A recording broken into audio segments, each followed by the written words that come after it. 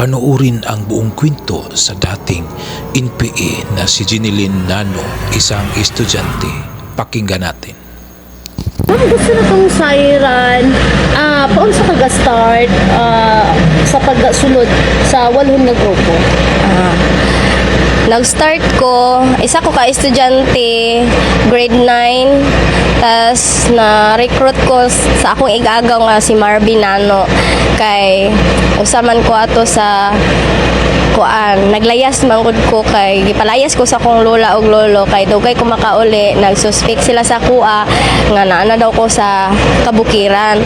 So naglagot ko mo tong layas pud ko dayon after ana sa kadugay na kong layas-layas na meet na ko ang 8 grupo. Din ato nga time nga grabe na ako ang ka-stress kay wala murag feeling na ko nga walay nagmahal na ako. So sila lang ang naghatag na ko kanang appreciation dito unsa ako ang mga achievements sa pag-eskwela. So nag-offer sila nga pa-eskwelahon ko sa Davao. So ako decide po ko oo. Mo to ming adto ko sa ila, misulod ko sa posting. Ang una na kong gibuhat, naghatod ko nilag supply ka duha siguro or katulo. Sa kaghatod og supply man bukid? Sa bukid sa kuan sa dira dapit sa Palas sa lugar sa ako ang igagaw nga naka-recruit na ako. Pero ang recruitment sa imuha nag-start from asa nga province?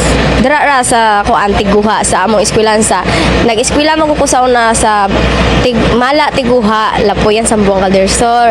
Dira ko na recruit sa akong igagaw kay siya usa siya ka leader sa kabatanunan nga tig-recruit sa mga batanon. So usa ko sa iyang na-recruit ato nga time. Mo to hindi side ko nga katong ilang offer nga mo eskwela mo to na kuan ko. So sa 8 nga grupo nakita nimo Ang ilang na kay value. Yes, grabe ilang value sa kuha kay kuan kay ko achieve kay ko kanang kuan maguko laski ko nga pagkababae sa una kanang tumboyon man ko sa una tapos mo nang nakita nila sa kuha ang tanang effort na ko silang maghatog supply mo tong dali ko nila nadawat bisan ang ilahang standard para makasulod sa NPA is kinahanglan mamembro pa ka sa usa ka grupo sa kabatanunan. So ana wala ko nakaagi ana nadiretso jud ko sa bukid, wala pa koy 3 ka bulan nakasaka na kog bukid. Nakatry ka ma'am nga naa mo sa usa ka encounter? Yes, super. Tulo pa lang ko kasi mana na encounter na dira sa kuan sa Sumangat dira sa Palas na encounter mi dira. Grabe ako ang hadlok ato pero wala pud ko kabalo kay ingon ana di ba ang gubat kay ako makita man ko sa una sa salida pa. So grabe pag abot na ko katong napasa mi diri sa Sibugay na habang naglakaran mi is nakapituhan jud mi dira. Nay usa ka time nga sa usa ka adlaw kaduha jud mi na encounter. Grabe ito amo duha amo ang casualty ato nga mao tong namatay. Experience ma'am, nakatry ka og unit sa ilang didala-dala nga hinagiban? Oh, nakatry ko. Una na kong gihawiran is infant. Sunod, katong wala na mo dalag pusil. Iki, dayon, R4, na M14. Sometimes makakuan po ko kanang makahawid lang ko kanang kanang masingan. Pero mama, nakapabuto na ka. Do you think nato na igo? Na kayo na patay? Ay, Wala ko.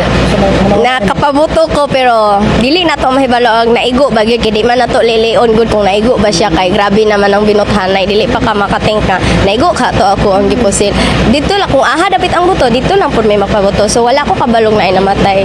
During your time sa CPP-NPA, ma'am, na kay mga nailhan ng mga personalidad na even mga party list. Wala jud ko nakailaan na nila. Siguro katong 2016 daghang nanaka nga mga gikan sa mga laing sa kanang legal ditaw pero wala di ko kailan nila kay ako pa man gay ang naga-recruit sa ilaha nga pasakaon kay which is kung gikan ka sa white area dapat isa lang ka katuig dapat musaka na jud ka sa bukid. What do you mean by white area? Kanang legal kanang nasa legal naga-recruit pud sila mga estudyante So, gyapon. sa ubos. Pero dili kay ko maka-explain ana kay wala ko sa legal trabaho trabaho. Naadyo ko sa red area jud ko diretso jud ko sampa. Red area. Mo nang sampa sa bukid. Adto nang mo nang usa ka sa Oh, bukid. hingpit na kang usa ka hukbo nga membro ka sa NPA. Wala kay mga personality na inailhan, even mga party list like mga ka-dimension. So, ganyan na sila itong mga akbayan, Wala jud ko ana. anak tawid. Wala. Kailan. Wala jud ko kailana Pila nila. ka ni edad nimo pag-start nimo sulod? 14. Running 14 kay running 15 kay 14 man ko ato niya December 2015 man to. Okay. Karon you are pila na edad nimo? 24. 24. So pila ka years sa ilaha? Hapit 5. Kapit 5 years. okay. Unsay nakapaaghat nimo ma'am? Unsay experience na naghatod nimo balik sa sabakan sa gobyerno? Actually, lisod kayo ang pagbalik sa bakan sa gobyerno kay naigo jud ko sa encounter sa suba sa talinga sa Leon B. Pistigo. Naigo ang ako ang sampot sa walang abahin. Dayon na-rescued ko sa 97 IB o ila kong gitabangan. At Mo mga na time ma'am, imong mga kauban gibiyaan ka? Actually, alas 3 sa kadlawon ko naigo. Tapos, kanang ngit-ngit kaayo. Kay alas 12 pa migala ko. Din naabot mi dito. Na encounter lang jud mi kanabang giambus mi nila ba. So, lisod kay ang kahimtang kay nami sa suba. So, nalunod ko sa suba mo to naningkamot ko nga mabuhi ko dayon. Ato nga time, naguna-una ako mabuhi pa baka ako kay naigo man ko pero think sa kuan na pasalamat jud ko sa 97 IB kay ila kong gitabangan gidala ko nila sa Sindangan gidala ko nila sa Zanorte sa probinsya sa hospital sa Zanorte din ila kong gipatambalan so kay ang ako ang hips kay nadaot man na bungkag gid siya sa igo sa R4 then mo tong nagkuan sila mga taas gid nga mga hapit jud year ang pag-process nga maoperahan ang ako ang hips para mailisag stingless karon stingless na ni akong legs mo no. During that time na encounter, urada, gikuha kanila Dili. tiwasi, no? O sa- Wala ko nila tiwasi. Sa oras? Actually naigo ko alas 3 tapos gikuha ko nila alas 6 na sa buntag. So ana nga time ilara kong gi normal man na siguro sa military nga interrogate o interrogate nila. So wala ra ko nila kuan wala ra po ko nila patya, wala ra po ko nila pasakiti. Actually ilaha kong gitabangan. Tapos namit ko nako ako mga igagaw sa 97 IB og ilaha pong napamatud-an nga dili sila mo patay kay ila na daw giusab nga dili mingon ana. Lahi ang black crop sa bukid og dire. Ano Ano siya? ako nagdagan ato? Well, dili ko kalakaw. Dili ko kalakaw. Ako huna-huna atong pagkaigo nako is mosaka sa ibabaw. Nya kana pud sila sa ibabaw mo to nga nang-inject na lang ko sa akong kagalingon. Katulo ko nag-inject og kanang pang anti-sakit bitaw kay sakit manggod kayo ni akong paa So, ato. while going mo sa encounter, kumplito sab mo sa mga medical nga mga Yes, actually usa ko ka medical sa Platon. Ako ang sometimes naka-opera pud ko og mga daghan ko nanga-operahan pero dili na ko specific. Okay. Naka-opera na ako, naka-opera ko sa mga masa, sa mga tao nga nanabang nga lagyo dito kayo sa mga lungsod para magpa-hospital. Mo na mong trabaho sa ka-medical. Karon kumusta ka ma'am? Wala ba kay mga nahimong mga pagmahay sa kinabuhi nga imo to nga na-experience? Wala. Actually, karon bisan sayop to siya nga kuan. Nagapasalamat gyapon ko kay dira ko naghamtong. Og pasalamat ko sa government nga nausab pud sila ang pagtagad nila sa tanang tawo di lang sa amoa. Kay dili man gud mausab ang sistema sa diri sa ato ang Pilipinas kung walay magrevolusyon mo man na ilang istorya sa amoa. Pero sayop siya kay kanang hinghawi ming rebelled mi sa government which is dapat mo kuan mi mo singgit mi sa kanang magrally lang ba para ipaabot amo ang mga concern para dili na maabot sa ingon ato kay daghang mga kinabuhi ang nakalas gyud ato nga time kay sa akong pagsampa dili lang kay 5 ang namatay gyud. So, ang pagsinggit o hustisya, dili hinagiban ang dalon. Dili jud basta-basta mohawid og pusil. kay ngano ang kinabuhi kuan kayo kanang importante jud kay ang kinabuhi kay kung mamatay ta wala natay second life dili pareha sa mga pelikula nga natay second life. So ang ako ang pagkabuhi karon kitagaan lang jud kog chance sa Ginoo nga magbag-o as mag-inspired sa mga kabatanunan nga dili na sila ma-recruit.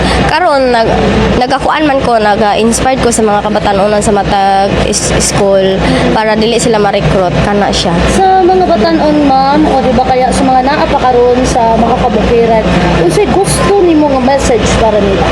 Para nako sa napa sa kabukiran dili man ko ninyo supa kung unsa inyong gipaglaban pero hinaot nga magbag-o na ta kay nagbag-o na jud ang gobyerno dayon ayaw na mo pagpadala sa inyong kasuko kay o kaligot-got sa inyong mga gipangbati nga para sa gobyerno kay dili na to sala nga ingon ani ang atong katilingban kay naapod tay usa ka bahin sa kung unsa ang atong sistema diri sa Pilipinas naapod na sa tawo dili lang na sa namuno kana siya naot nga mobalik mo og dili mo masuko sa amo kay kami gibalyo na mo ang kinabuhi sa usa ka tawo.